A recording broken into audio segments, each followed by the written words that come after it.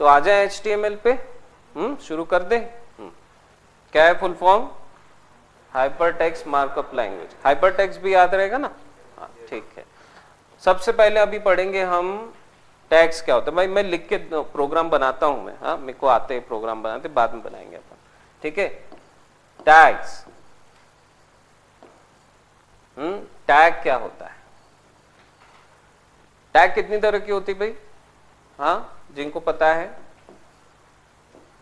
कितने लिखे मैंने टाइप? 2 टाइप होते हैं टैग्स के, 2 टाइप होते हैं। पर टैग क्या है? टैग न और कुछ नहीं, एंगल ब्रैकेट्स के अंदर लिखा हुआ एक वर्ड होता है। जैसे मैंने लिख दिया IMG, और ये प्रीडिफाइंड है। आप अपने मन से कोई टैग ऐसी नहीं लिख सकते, अपने नाम की बना दी मस्त एक नंबर, है ना, वो ऐसा काम नहीं करोगे। वो भी होता है पर उसके लिए क्या पढ़ते हैं अपन? XML, ठीक है, एक्सटेंडेड मार्कअप लैंग्वेज। हाँ उसमें यूजर डिफाइंड टैग्स बन सकती है। फिर ये एक मैंने और लिखा, ये P मतलब पैराग्राफ, HR मतलब हॉरिजॉन्टल लाइन, BR मतलब ब्रेक टैग, इनपुट, इनपुट नाम का टैग है, सिलेक्ट, डिव, डिवीजन, ठीक है। ऐसी नंबर ऑफ टैग्स होती। तो देखो कुछ और है क्या? ये सिर्फ एंगल ब्रैकेट्स के बीच में लिखे हुए कुछ वर्ड्स हैं, हाँ। तो टैग को और कुछ मत समझो। अब कौन सी टैग क्या करती है, ये क्या करते हैं, वो अपन आएंगे उस पार्ट पे, ठीक है। फिलहाल ये समझो कि हम यही है वो करामाती लोग जो क्या करते हैं, एक टेक्स्ट को क्या बना देते हैं? हाइपर टेक्स्ट बना देते हैं, ठीक है। हाँ मिटाओ, अभी तुमको याद रखने की जरूरत। तो 2 तरह की टैग होती है। पहली होती है अनपेयर्ड, लिख दो कॉपी में, लिख लो अनपेयर्ड। फिर होती है पेयर्ड। ऐसे तो पहले पेयर्ड समझेंगे फिर अनपेयर्ड समझेंगे। तो अगर किसी टैग को अगर आप ओपन करने के बाद क्लोज करते हो, क्लोज कैसे होता है? देखो बहुत सफाई से लिखो, मेरी हैंडराइटिंग अच्छी नहीं है पर मैं कोशिश कर रहा हूं, ठीक है। हाँ कौन सा स्लैश है? अरे फॉरवर्ड स्लैश, हाँ कोई बात नहीं, होता है। हाँ तो फॉरवर्ड स्लैश के साथ में सेम वर्ड के साथ आप क्या कर दो, टैग को, ये क्लोजिंग टैग बोलते हैं इसको, ठीक है, सिर्फ फॉरवर्ड स्लैश लगा देना। तो ये ओपन टैग और ये क्लोज टैग, ठीक है। तो किसी टैग को ओपन और क्लोज करने, मतलब क्लोज करने की क्यों जरूरत पड़ती होगी? कोई धुरंधर जिसको पता हो।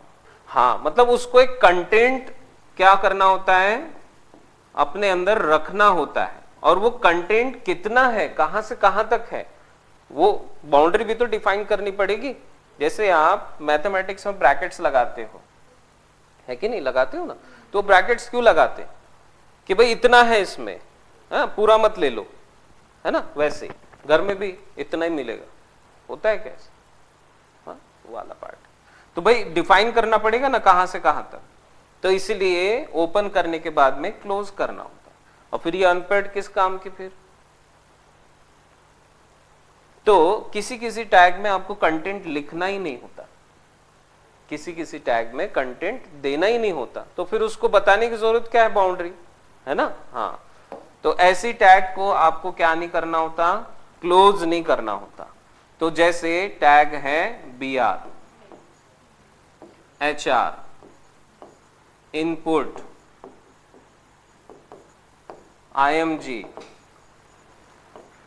ये सब जो टैग्स हैं ये अनपेयर्ड टैग्स हैं, इनको क्लोज नहीं करना होता क्योंकि इनमें कंटेंट की जरूरत नहीं होती। जैसे BR टैग का काम है कि एक लाइन से दूसरी लाइन में कंटेंट ले आओ, तो उसमें कोई कंटेंट को ये थोड़ी है कि भाई ये यहां से लाइन तोड़ दो, काम खत्म, है ना। ऐसा थोड़ी कि वहां से वहां तक लाइन तोड़ो, ऐसा थोड़ी है, हा? बस यहां से कंटेंट नीचे ले आओ, बस। ये है एक ऐसी हॉरिजॉन्टल लाइन मार देता है, जहां भी आप लिखोगे हॉरिजॉन्टल लाइन आ जाएगी, उसके नीचे बाकी कंटेंट आ जाएगा। ये आपका टेक्स्ट फील्ड बनाएगा, तो टेक्स्ट फील्ड यहां से वहां तक टेक्स्ट फील्ड है, ऐसे थोड़ी बताना पड़ता है। सिर्फ टेक्स्ट फील्ड है, बस बात खत्म। इमेज भाई इमेज, तो इमेज बनाना है तो बस इमेज बताओ, सोर्स बताओ, काम खत्म। तो ऐसा है। तो ये होती है अनपेयर्ड टैग्स, ठीक है। जिनमें कंटेंट दिखाना नहीं पड़ता उनको हम अनपेयर्ड टैग्स कहते हैं, जिनको क्लोज करने की जरूरत नहीं होती। और जिनमें कंटेंट होता है ऐसे टैग्स को आपको क्लोज करना होता है, ठीक है। रिएक्ट जेएस में इनको सेल्फ क्लोज करना पड़ेगा, ठीक है। रिएक्ट जेएस बड़ा स्ट्रिक्ट होता है, ठीक है, बताएंगे उसके बारे में। वहां पे अनपेयर्ड टैग को भी क्लोज करना पड़ता है, मगर सेल्फ क्लोज होती है, ठीक है, बताएंगे। क्लियर? हाँ, टैग समझ जाओगे अब, बोलोगे तो नहीं, अभी यूज करेंगे, है ना। अभी कार के बारे में जानकारी ली और अब क्या करेंगे, हाँ, स्टार्ट करके चलवाएंगे बिल्कुल आप, ठीक। तो सबसे पहले HTML में आपको सीखना पड़ता है, पूरे वेब पेज के कंस्ट्रक्शन में सबसे इंपॉर्टेंट पार्ट होता है उसका जनरल स्ट्रक्चर, कि क्या ऐसी टैग्स हैं जो आपको हर वेब पेज में डालनी ही डालनी, उसके बिना वेब पेज बनाने का कोई मतलब नहीं। पर वेब पेज बड़ा फ्रेंडली है, टैग्स बड़ी फ्रेंडली होती है, आप नहीं भी लिखोगे तो भी टैग्स बनती है। पर जब आप एक रियल वेबसाइट बनाते हो और उसको लाइव करते हो तो उन टैग्स के बिना वो वेब पेज जो है इनवैलिड सा कहलाता है। जो सर्च इंजन होते हैं, सर्च इंजन पता है, सर्च इंजन, हाँ, गूगल बाबू पता है ना, गूगल, याहू, और कौन सा है,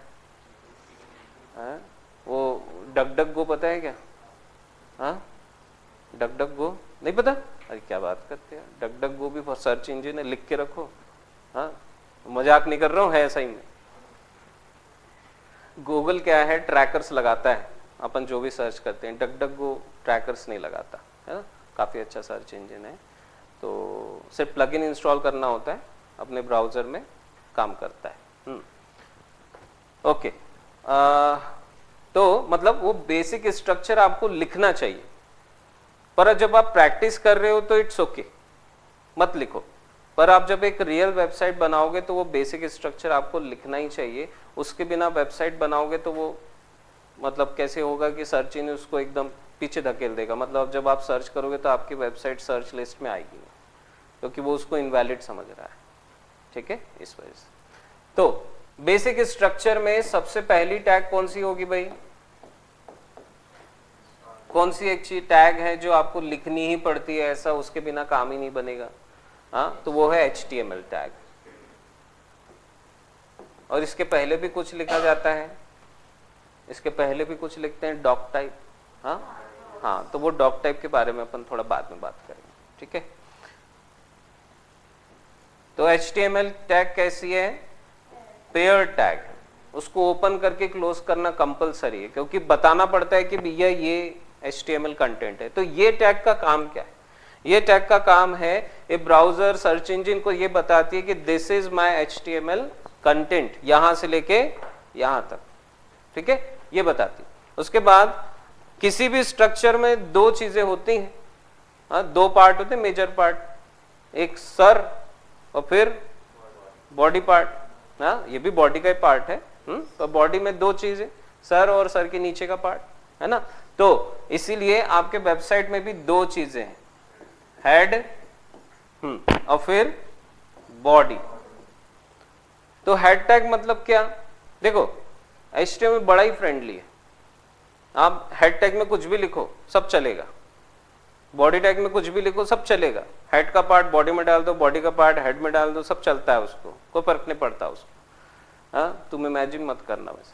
तो इसमें क्या होगा कि HTML का ना कोई भी टैग आप हेड में लिखो या बॉडी में लिखो कोई फर्क तो नहीं पड़ता, पर ये आपको ध्यान रखना है कि कोई भी कोड जो है वो टॉप डाउन स्ट्रक्चर में काम करता है। तो टॉप डाउन स्ट्रक्चर में अगर आपका वेबसाइट लोड होगा तो बॉडी के पहले कौन लोड होने का, कौन होना चाहिए, हेड टैग, है ना, ये हेड टैग पहले लोड होगी। तो वेब पेज का जो भी दिखाने, मतलब जो भी बटन जो भी आप वेब पेज में बना रहे हो वो यहां पे डालो आप, ठीक है, जो भी वेब पेज में दिखेगा, ठीक है, ब्राउजर ओपन,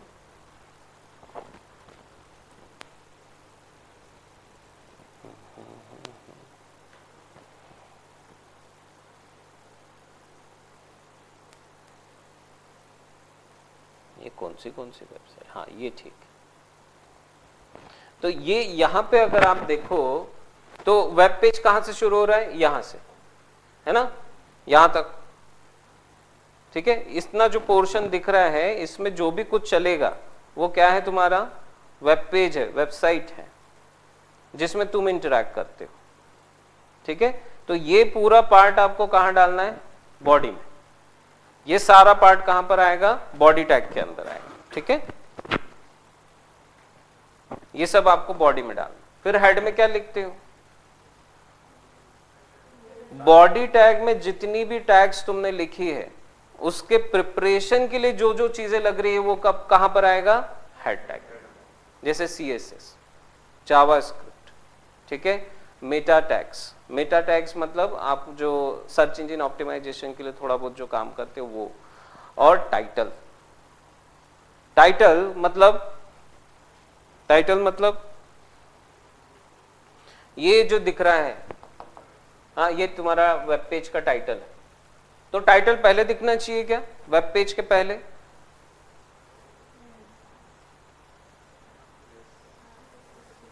अरे बोल दो भाई, अरे कोई मार थोड़ी रहा है यार तुम, हाँ पहले दिखना चाहिए ना, क्योंकि भाई अगर आप वेब पेज ओपन कर रहे हो तो टाइटल देख के समझ जाओगे सही वेबसाइट है या नहीं। हाँ ये तुम्हारा करोड़ों का अकाउंट है और वेब पेज ओपन हो रहा है बढ़िया, हाँ दिख जाए किसी को, अरे यार नहीं नहीं नहीं नहीं ये बंद करो, तो पहले टाइटल दिख जाए गलत वेबसाइट ओपन हो रही है, बंद कर दिया। हाँ या फिर जब वहां पे मल्टीपल टैब्स होते हैं तो तुमको पता चलता है ना टाइटल देख के कौन सी वेबसाइट है। हाँ तो टाइटल अच्छी चीज है, पहले लोड हो जाए तो अच्छा है। इसीलिए टाइटल को कहां लिखना चाहिए, हेड टैग में। अब मुझे बताओ, हाँ ये यहां पे लोगो है, ठीक है। अब ये लोगो पे कुछ CSS ऑब्वियसली लगी होगी, लगी है। HTML बड़ा भद्दा दिखता है, बड़ा ही भद्दा, मतलब तुम देखना ही नहीं चाहो, क्लिक ही ना करना चाहो, इतना गंदा दिखता है। और कहां दिखेगा तुमको वो भी नहीं पता चलेगा, अरे कहां गया भाई, हाँ ऐसे ढूंढोगे उसको जब तक उस पर CSS ना लगे। तो तुम ऐसा चाहते हो क्या, किसी का इंटरनेट बड़ा ही स्लो है, आजकल नहीं होता पर है सपोज, बड़ी दूर दुनिया में कहीं तो भी रहता है और ऐसे कई जगह हैं जहां पर इंटरनेट स्लो चलता है, तो वहां पे तुम्हारी वेबसाइट लोड हो रही है, तुमने CSS बढ़िया बॉडी टैग के नीचे लगाई हुई है, एकदम आखिरी में लोड होगी, तुम्हारा लोगो आया, पहले यहां दिख रहा है, फिर चढ़ के यहां पे आया, फिर वहां गया, और फिर उसमें था क्या था, काला कलर था, फिर धीरे धीरे आके उसमें अपना कलर लगाया। हाँ तो ऐसा मेकअप करना चलेगा क्या, धीरे धीरे धीरे दिखा दिखा के अच्छा दिख रहा क्या, अच्छा दिख रहा क्या, ऐसा अच्छा लगेगा क्या? तो क्या होना चाहिए, पहले CSS पूरी लोड हो जाए और उसके बाद में जो कंपोनेंट जहां पर दिखना चाहे बस वहीं पर जाकर दिखे, डायरेक्टली लोड हो। तो CSS पहले लोड हो जाएगी तो काफी अच्छा रहेगा, होगा कि नहीं। इसीलिए हेड टैग में CSS डालने से काफी फायदा होगा, ठीक है। वैसे जावास्क्रिप्ट की बात है, हाँ जावास्क्रिप्ट अगर आप ऊपर लगा दोगे, कई बार नीचे भी लगानी होती है, जावास्क्रिप्ट का थोड़ा सा कॉम्प्लिकेटेड पार्ट है तो वो अपन देखेंगे कब नीचे लगानी कब ऊपर लगानी, पर कई बार ऊपर भी लगाई जाती है। तो जावास्क्रिप्ट भी मैंने ऊपर लगा दी, तो जो कंपोनेंट फंक्शनैलिटी लेकर रेडी रहेगा, ठीक है। उसके बाद मेटा टैग्स की अगर अपन बात करें तो सर्च इंजन ऑप्टिमाइजेशन थोड़ा सा कॉम्प्लिकेटेड पार्ट है। देखो मेटा टैग्स में, देखो यहां पर ही दिखाता हूं, तो ध्यान से देखना, बहुत सारा कोड रहेगा पर थोड़ा आप ध्यान से देखोगे तो समझेगा तुमको। ये दिख रही मेटा टैग्स, हाँ ये मेटा टैग्स है। ये देखो यहाँ पे कुछ तो भी लिखा हुआ है, ये दिख रहा है, डिस्क्रिप्शन, कंटेंट दिख रहा है, ऑथर, कंटेंट दिख रहा है।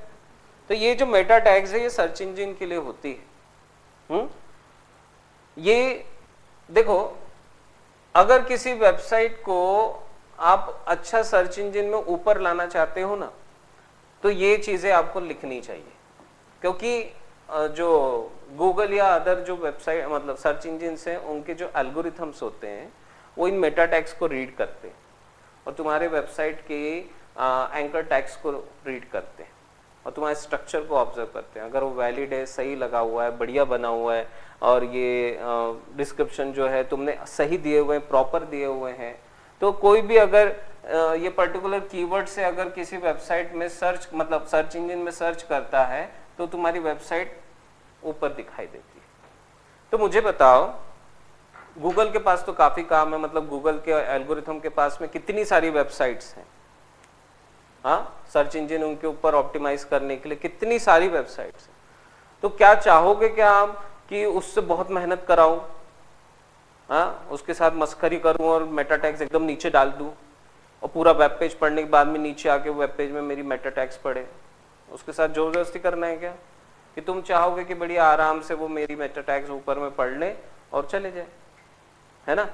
तो इसीलिए मेटा टैग्स कहां पर लगानी चाहिए? हेड टैग के अंदर, ठीक है, ताकि सर्च इंजन को मेहनत न करना पड़े। एल्गोरिथम जैसे उनके लिखे हुए वैसे ही तो वर्क करेंगे ना।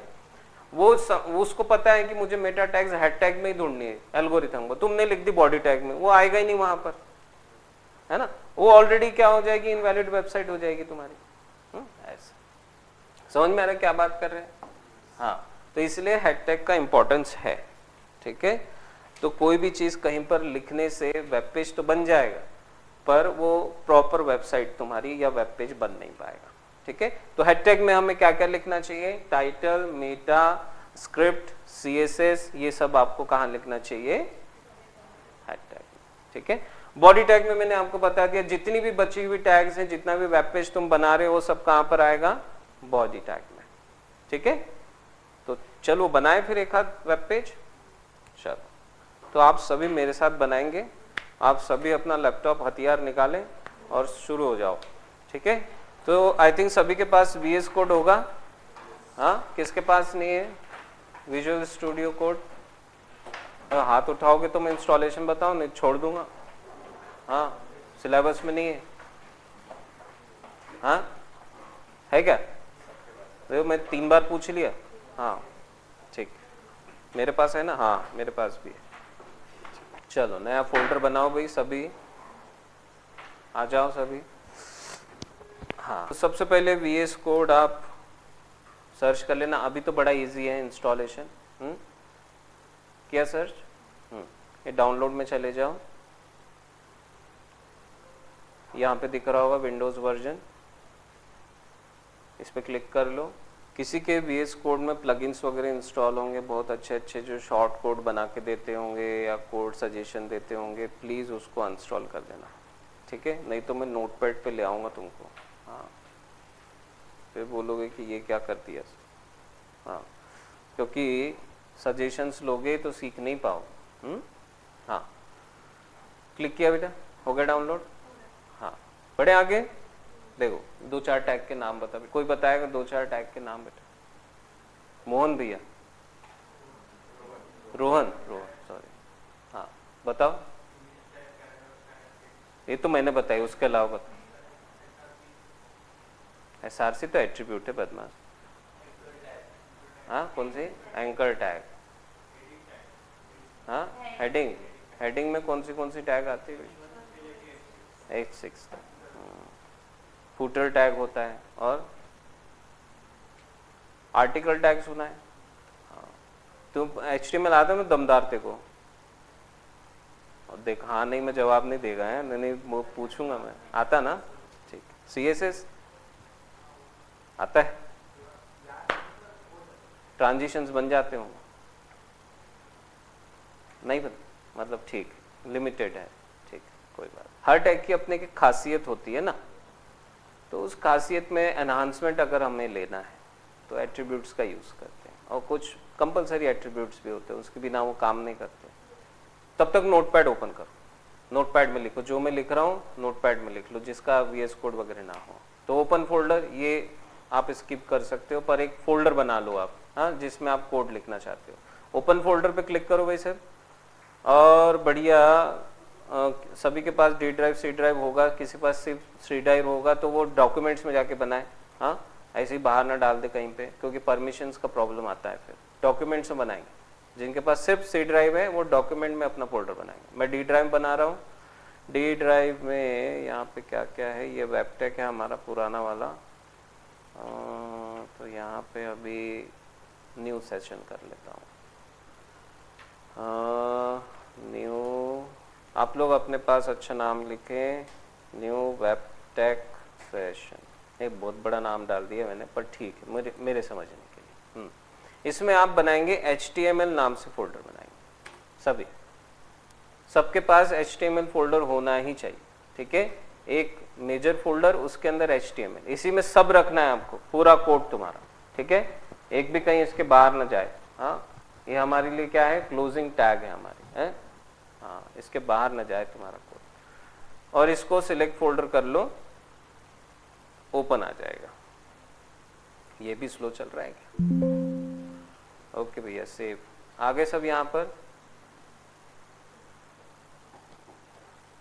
तो क्या बेटा, नोटपैड ओपन करो। अभी न्यू फाइल बनाने के लिए कहाँ जाना होता है, तो ये फोल्डर के बगल में यहाँ पर हाँ मार्क है न्यू फाइल का, या तो फिर राइट क्लिक करो, न्यू फाइल करो। हाँ, दो तरीके हैं।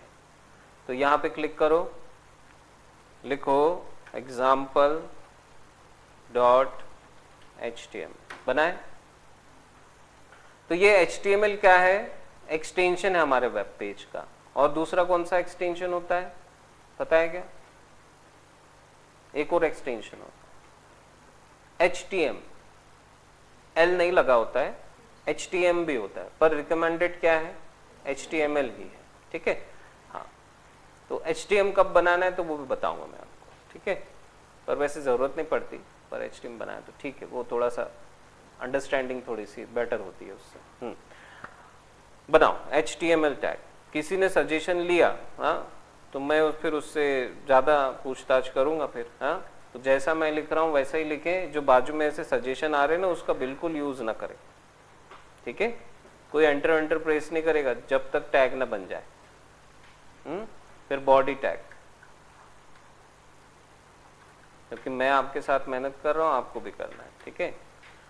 फिर हमने कौन सी टैग बताई थी, कंपलसरी टैग आपको एक हेड टैग में लिखना ही चाहिए, दैट इज टाइटल टैग। इतना लिख लिया। नोटपैड में बहुत सुंदर दिखता है ये कोड, बहुत बढ़िया दिखता है। देखो कैसी लिख रही होगी, प्यार से एकदम, कहीं कहीं जा रहा होगा बिल्कुल। आखिर में कंफ्यूज है कौन सी टैग कहाँ क्लोज हुई है, पता ही नहीं चलेगा। इसलिए पहले ही टैग को क्लोज कर लेना है, ठीक है। ओपन टैग किया, क्लोज करो, उसके बाद फिर दूसरी ओपन करो, दूसरी क्लोज करो टैग। हाँ, यहाँ पे तो हो ही जाता है। हाँ, पर वहाँ पे आपको ध्यान रखना है अपना। कोई अगर दूसरे आईडी में काम कर रहे हो तो आईडी में तो सजेशन आ जाते हैं, कोई बात नहीं। लिखो टाइटल। तो टाइटल में आप क्या लिखोगे, जो भी जिस चीज का वेब पेज है उसको लिखना चाहिए। पर टाइटल लिखने का सबसे अच्छा तरीका मैं आपको बता रहा हूँ। देखो टाइटल कैसे लिखना, जो समझ में आए। पहले वेबसाइट का नाम, जो भी वेबसाइट है, उसके बाद में ये और का साइन, ये बार देखा होगा तुमने, और का साइन। हाँ, वो जावा में और का बाइनरी और होता है, और ये लॉजिकल और वाला, तो एक ही लगाओ और वहां पे लिखो होम। तो मतलब हमारी वेबसाइट जो भी उसका नाम है उसका होम पेज है, ठीक है। ऐसे लिखना चाहिए, ये अंडरस्टैंडिंग के लिए काफी अच्छा है। फिर यहाँ पर आगे का पार्ट कौन सा लिखोगे आप, यहाँ पे CSS वगैरह हम लिख सकते। This is your comment. Comment का मतलब क्या होता है, कमेंट मतलब आपके वेबसाइट में ये एग्जीक्यूट नहीं होगा। HTML का जो इंटरप्रेटर है वो इसको देखेगा ही नहीं। कमेंट किस लिए होते हैं, फॉर आवर अंडरस्टैंडिंग, है ना, कि हमने क्यों लिखा है। ये मेरे लिए डुप्लीकेशन, तुम्हारे लिए अभी है नहीं। तुम फिर से बनाओ टैग, कमेंट बनाओ, ठीक है। जिसको भी शॉर्टकट पता होगी यूज मत करना, मेरे अलावा कोई यूज नहीं करेगा शॉर्टकट। हाँ, ठीक है। कमेंट में मैं यहाँ पे क्या लिख रहा हूँ कि यहाँ पर हम क्या क्या लिखेंगे, CS लिख सकते हैं, मेटा टैग लिख सकते हैं, और क्या लिख सकते हैं भाई, हाँ, लिंक टैग CSS के लिए, स्टाइल टैग, ये सब टैग जो है हम इसमें मैक्सिमम लिखते हैं, ठीक है। स्क्रिप्ट भी लिख दो, स्क्रिप्ट भी लिखी जाती है, कभी कभी लिख देते हैं। मोस्टली उसका पार्ट नीचे लिखा तो काफी अच्छा होता है। बाकी रिमेनिंग पार्ट आपका वेब पेज यहां पर डेवलप होगा। डेवलप ऑल कंटेंट, तो पहला आपका वेब पेज पे कुछ दिखने वाली चीज बनाते हैं। तो कोई भी अगर आप पैराग्राफ लिखो तो उसका एक हेडिंग होता है ना। तो हेडिंग हमारे वेब पेज में हमें बनाने के लिए 6 टैग मिली हुई है ना। 6 टैग कौन सी है वो? H1, H2, H3, H4, H5 और H6। अब देखो जिसको आता है वो भी प्लीज बनाओ, ठीक है, एक्सपीरियंस लेने के लिए। मेरा एक्सपीरियंस थोड़ा सा जो मैं तुमको बांटना चाहता हूं उसके लिए, ठीक है। तो यहां पे मैंने लिखा हेडिंग 1, हेडिंग 2, ठीक है। तो जितना छोटा नंबर है टैग का उतना बड़ा टेक्स्ट का साइज है, ठीक है। H1 जो है सबसे बड़ा टैग दिखता है, मतलब फॉन्ट साइज जो है इसमें बहुत बड़ा हो जाता है। अब मुझे बताओ हेडिंग टैग की खासियत, मतलब अगर आप किसी बुक में कोई पैराग्राफ रीड कर रहे हो और उसमें कोई हेडिंग लिखी हुई है, तो हेडिंग के बिल्कुल बगल से पैराग्राफ शुरू हो जाता है क्या? नहीं, कहां पर जाता है वो? उसके नीचे। तो ये भी हेडिंग टैग वैसी ही। हेडिंग टैग की खासियत यही रहेगी कि हेडिंग टैग क्लोज होने के बाद उसके बाद आप कुछ भी लिखते हो वो हेडिंग टैग के नीचे ही आएगा, उस टैग के बगल में नहीं आएगा, ठीक है। हेडिंग टैग की खासियत है। और गैप अच्छा खासा आता है, ठीक है, एक लाइन का पूरा गैप प्रॉपर आता है। वैसे पैराग्राफ का भी होता है। पैराग्राफ के साथ में कोई पैराग्राफ ऐसा लग के आता है क्या? एक पैराग्राफ फिनिश तो दूसरा उसके नीचे प्रॉपर। पर जो पैराग्राफ तुमने देखे होंगे कि भाई पैराग्राफ से थोड़ी सी ऐसी मार्जिन हट के थोड़ी सी आती है, वो यहाँ पे नहीं, ठीक है। पैराग्राफ जैसे नॉर्मल पूरा पैराग्राफ एकदम स्टार्टिंग से शुरू होगा, फिर एक पैराग्राफ खत्म, उसके नीचे दूसरा पैराग्राफ, ठीक है। तो ये जो 2 टैग है इनमें ये गैप आते ही हैं, क्योंकि ये जो टैग है ये ब्लॉक टाइप की टैग है। क्या? ब्लॉक नाम की टैग, मतलब ब्लॉक टाइप टैग्स है। यहां लिखता हूं मैं नीचे। अब ये वर्ड थोड़ा आप अभी ध्यान रखोगे तो CSS में काफी हेल्प होती है। ये ब्लॉक टैग्स है। ब्लॉक टैग्स मतलब कि जो पूरा लाइन ले लेती है, पूरी एक लाइन। अगर आपने एक सिंगल लेटर भी लिखा होगा तो पूरा एक लाइन ले लेता है, ठीक है, उसको कहते हैं ब्लॉक टैग्स, ठीक है।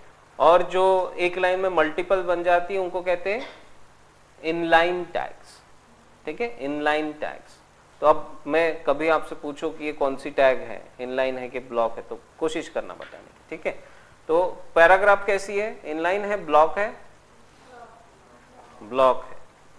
तो लिखो P टैग। तो ये इसमें कोई P1 P2 P3 नहीं होता, ये पूरा P1 जो है पैराग्राफ टैग वैसे ही है। तो लॉरिम इप्सम किसी को पता है? लॉरिम इप्सम, हाँ, लॉरिम इप्सम नहीं पता? हाँ, किसी हीरोइन का नाम नहीं है। लॉरिम इप्सम ये सैंपल टेक्स्ट के लिए या डमी टेक्स्ट के लिए एक वेबसाइट है जिसमें आप कंटेंट को जनरेट कर सकते हो। ओके, देखो, तो ये लॉरिम इप्सम क्या है? तो लॉरिम इप्सम आपके पास में एक वेबसाइट है डमी टेक्स्ट के लिए। तो डमी टेक्स्ट का मतलब क्या? देखो, जब भी आप कोई ऐसी वेबसाइट देखते होंगे जहां पर टेम्पलेट्स रखी हुई हैं, सिर्फ टेम्पलेट्स, तो लोग क्या करते हैं वहां पर टेक्स्ट डालते हैं, सैंपल टेक्स्ट डालते हैं। तो वो सैंपल टेक्स्ट ना किसी कंपनी का या कहीं का ऐसा टेक्स्ट आप या कहीं के ट्यूटोरियल का ऐसा कॉपी पेस्ट करके डाल नहीं सकते, वो कॉपीराइट इश्यू हो जाएगा। हाँ, तो वो कॉपीराइट इश्यू ना आए तो ये ओपन सोर्स हमारे पास एक वेबसाइट है जहां से आप टेक्स्ट को क्या करते हो, जनरेट करते हो, डमी टेक्स्ट, जिसको आप पढ़ोगे ना उसका कोई सेंस ही नहीं बनता। जैसे यहाँ पर इंग्लिश है, क्या इंग्लिश, ये देखो ये ऑलरेडी ओपन है। तो यहाँ पर क्या करना, ये नीचे में ये जनरेट का बटन है, इस पे आप क्लिक करना। लॉरिम, ये lipsum.com, लिप्सम, इस पे क्लिक करोगे ना तो ये जनरेट करके देगा आपको टेक्स्ट। ये दिख रहा है, इसको पढ़ने की कोशिश करो, कोई मीनिंग बनता है क्या? कोई मीनिंग बनता है इसका? हाँ, तो इसीलिए ये क्या है, ये ऐसे टेक्स्ट हैं जिनका कोई कॉपीराइट बना ही नहीं सकता, होगा ही नहीं, क्योंकि कुछ मीनिंग ही नहीं बन रहा, इंग्लिश है पर कोई मीनिंग नहीं निकाल पा रहे हो। तो ये है लॉरिम इप्सम। तो यहाँ से बढ़िया आप टेक्स्ट कॉपी करके ना, जो अभी हम प्रैक्टिस कर रहे हैं, तो उसमें इसका यूज कर सकते हो। तो इसका ऑलरेडी एक्सटेंशन जो है इसमें लगा हुआ है। तो यहाँ पर अगर आप लॉरिम लिखते हो, लॉरिम, तो ये दिख रहा है, ये एक सजेशन मैं आपको इंडिपेंडेंसी दे रहा हूँ कि आप इसको यूज कर सकते हो। तो ये जैसे आए ना, इस पे एंटर कर देना, तो ये आपको जो है सैंपल टेक्स्ट बना कर देता है। ये देखो काफी बड़ा है। और नहीं तो फिर आप क्या करोगे, वहां से कॉपी करो और यहाँ पेस्ट कर दो, तो सैंपल टेक्स्ट आपके पास आता है। तो लॉरिम इप्सम समझा? नहीं समझा हो तो एक बार वीडियो में जाके देख सकते हैं ना। अब इसको मुझे रन करना है। इतना हुआ सभी का? लॉरिम इप्सम कॉपी किया, सभी का हुआ? पूछूंगा भाई, हाँ हो गया सबका? ठीक है, बढ़िया। तो अब इसको रन कैसे करते हैं? तो इसके 2-3 तरीके हैं। और ये वेब पेज रन करने के लिए तुमको इंटरनेट की जरूरत नहीं है, क्योंकि ये तुम्हारे पीसी में है, तुम्हारे पास ही है, तो तुमको इसको इंटरनेट की जरूरत नहीं है। सोर्स तुम्हारे पास है, तो फिर इंटरनेट की क्या जरूरत है ना। इंटरनेट तब लगेगा जब आप लाइव कर दोगे। तो अब इसको रन करने के लिए आपने जहां पे इसको सेव किया है, अब उनके लिए बता रहे जिनके लिए एकदम न्यू है, जिनको नहीं पता है इस बारे में, उनको बता रहे हैं, ठीक है। जिनको पता है कोई बात नहीं, एंजॉय करें, ठीक है। ये मेरा फोल्डर है HTML के अंदर। यहाँ पर देखो ये वेब पेज का आ गया ना। अब इस पे वही तुम्हारा जो फेवरेट ब्राउजर होगा उसका सिंबल आएगा। हाँ, तो 2-3 तरीके, डबल क्लिक करके रन कर दो, ब्राउजर ओपन होगा उसमें दिखेगा, या फिर राइट क्लिक करो, हाँ ओपन विथ में जाओ और फेवरेट ब्राउजर चूज करके उसमें ओपन कर दो। हाँ, ये एक तरीका है। और नहीं तो सबसे बेस्ट तरीका, यहाँ पे राइट क्लिक करके, अगर आपके पास एक प्लगइन होगा जो मैं बताऊंगा, वो अगर है तो यहाँ पर दिखेगा ओपन इन डिफॉल्ट ब्राउजर। अगर ये नहीं दिख रहा है तो एक और तरीका है, यहाँ पे राइट क्लिक करो, यहाँ पे कॉपी पाथ करो, जो भी आप करोगे करो सभी। यहाँ पे राइट क्लिक करो, टैब पे कॉपी पाथ करो, किया? हाँ, ब्राउजर में जाओ, न्यू टैब लो, पेस्ट कर दो, आगे एंटर कर दो। अभी लाइव ब्राउजर का कोई यूज नहीं करेगा जब तक मैं नहीं कहूंगा, ठीक है। हाँ, तो लाइव ब्राउजर बोलते हैं, वो लाइव सर्वर जो नीचे दिया होता है VS कोड में, किसी किसी के पास इंस्टॉल होगा, उसको मत यूज करो, वो थोड़ा सा धोखा देगा अभी आपको। जब उसकी जरूरत होगी हम करेंगे उसको। तो ये ऐसा दिख रहा है सभी के पास? हाँ, तो बना वेब पेज पहला? किसका नहीं बना? किसी का ऐसा है क्या वेब पेज पे कुछ नहीं दिख रहा है? हाँ हाँ, और वो ऊपर टाइटल में देख, पूरी टैग्स वहीं पे दिख रही क्या? हाँ, टाइटल में दिख रही, ये ऊपर टाइटल में सारी टैग्स दिख रही क्या तेरे? टैग के सिंबल दिख रहे हैं वहां पे ऊपर टाइटल में? किसी का वेब पेज आया हो और पेज में कुछ ना दिख रहा हो, ऐसा हो रहा है क्या? हो रहा है? टाइटल में दिख रहा है सब ऊपर कि नहीं आ रहा है? और सभी का हो गया, सब चल गया? तब तक पैराग्राफ को कोई ऑब्जर्व कर सकता है? पैराग्राफ टैग को और क्या खासियत है पैराग्राफ टैग की? आगे सभी का? कोई ऐसा जिसको नहीं समझ रहा हो, कोई भी चीज ऐसी जो नहीं समझ रही हो, पूछ लो, क्योंकि फिर मैं फास्ट चलूंगा तो फिर कैसे है, आपको तकलीफ ना हो। हाँ, समझ गया? तो बड़े आगे टैग्स की तरफ, ठीक। तो आज HTML फिनिश कर दे 1 घंटे में फिर। चल देखो, चलाओ अभी, हाथ बराबर फास्ट चलाओ, बिल्कुल बढ़िया। ठीक है। अब अगर आप किसी टेक्स्ट को बोल्ड करना चाहते हो तो इसके लिए 2 टैग हैं। बी टैग, बी मतलब बोल्ड, ठीक है, ऐसे करो। और इसी के साथ ही है INS टैग, इंसर्ट टैग। ये सर्च इंजन के लिए अच्छी होती है, नेमिंग टैग्स प्रॉपर है, इसलिए ये HTML5 में ये आया हुआ है, पहले नहीं थे। INS नहीं, सॉरी, स्ट्रॉन्ग टैग, ये यूज नहीं करते इसलिए। ये स्ट्रॉन्ग है। स्ट्रॉन्ग मतलब कि टेक्स्ट को बोल्ड करना। अगर आपको किसी टेक्स्ट को इटैलिक कन्वर्ट करना है, हाँ, इटैलिक पता होगा सभी को, है ना, आई टैग,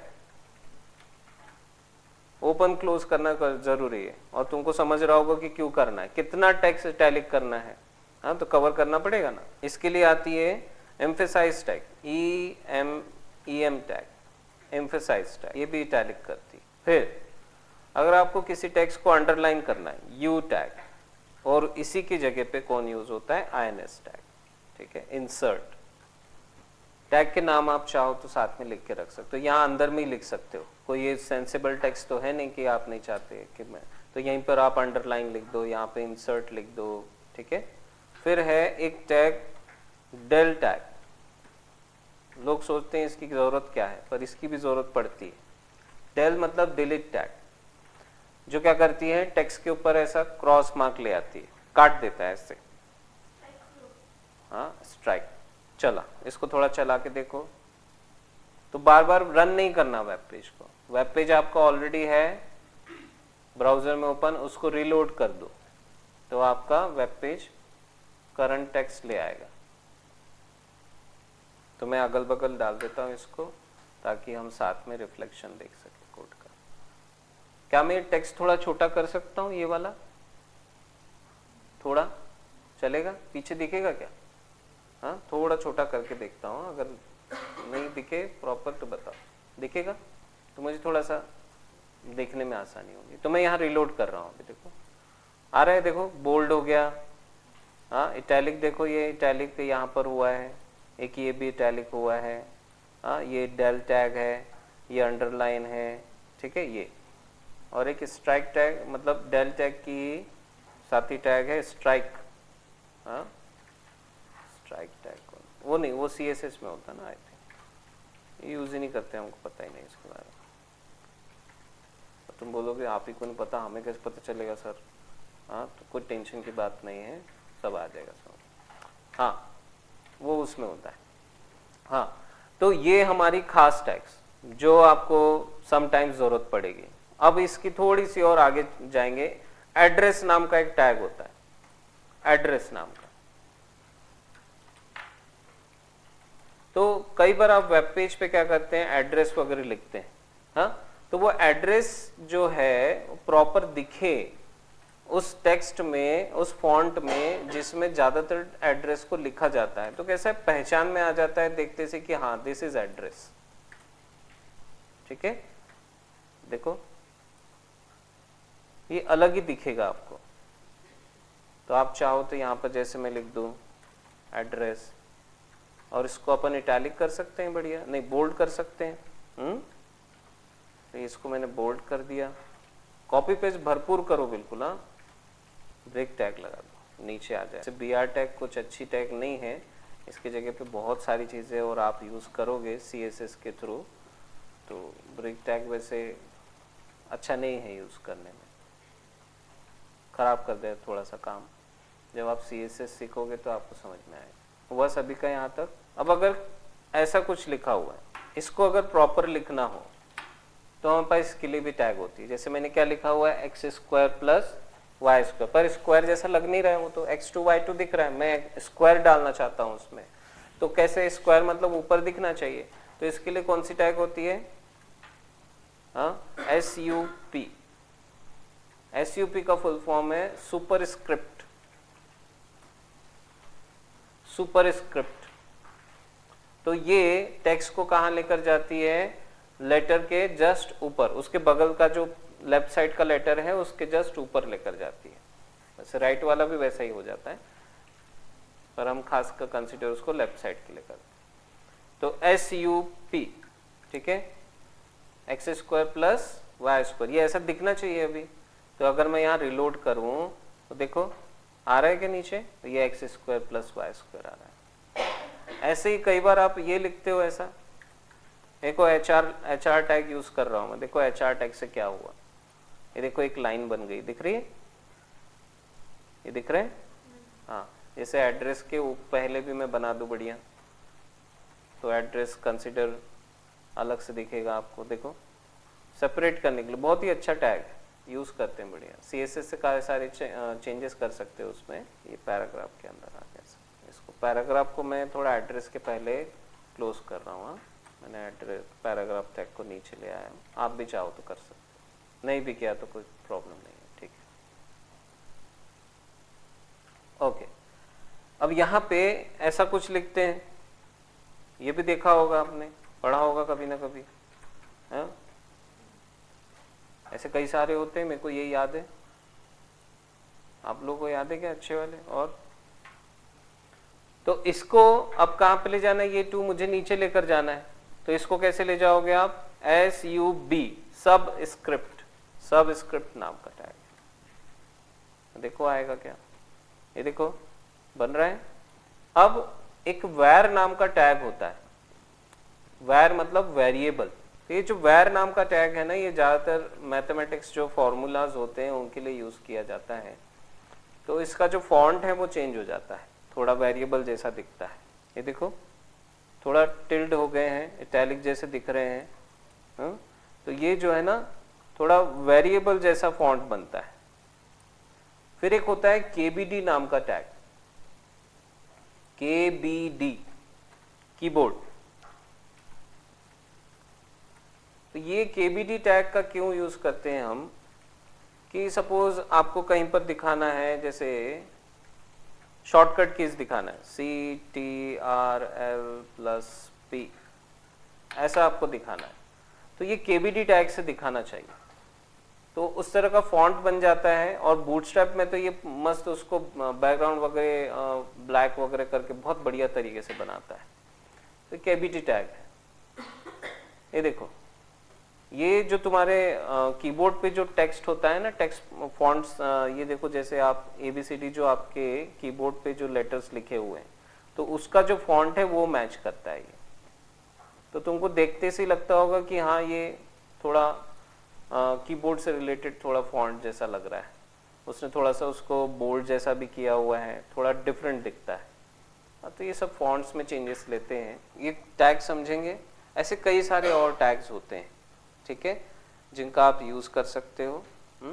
तो आई होप कि आप लोग देखोगे, ठीक है, थोड़ा डीप अंडरस्टैंडिंग करने के लिए। पर आपको फिलहाल मैं यही समझाऊंगा कि टैग्स का यूज क्या करते हैं, और जो इम्पोर्टेंट टैग्स हैं जिनका एक्चुअल में हमारा बहुत ज़्यादा यूज होने वाला है, जो स्ट्रक्चर बेस पे बहुत ज़्यादा यूज होती हैं, वो हमारी इंपॉर्टेंट टैग्स है। जैसे अभी मैं बताने वाला हूँ आपको टेबल टैग। तो टेबल टैग कंटेंट को मैनेज करने के लिए बहुत ज़रूरी है, तो हम टेबल टैग में टाइम इन्वेस्ट करेंगे, है ना। फिर इसके बाद देखेंगे हम इमेज टैग, है ना। तो ये सब बहुत इंपॉर्टेंट टैग्स है, तो ये सब आप मेरे ख्याल से आप जाकर देख सकते हो, है ना।